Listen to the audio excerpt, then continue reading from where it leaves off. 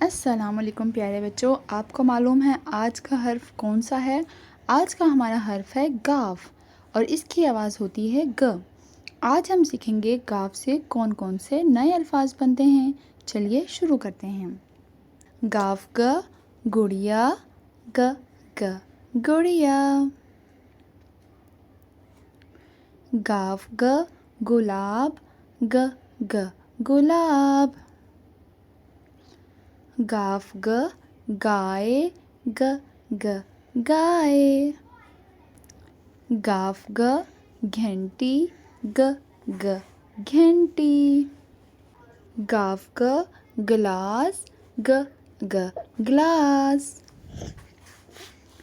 Golf گ گندم گ گ گندم۔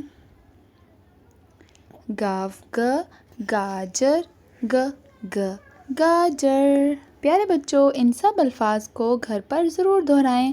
ملتے ہیں نیکسٹ ویڈیو میں ایک نئے حرف کے ساتھ، تب تک کے لیے اللہ حافظ۔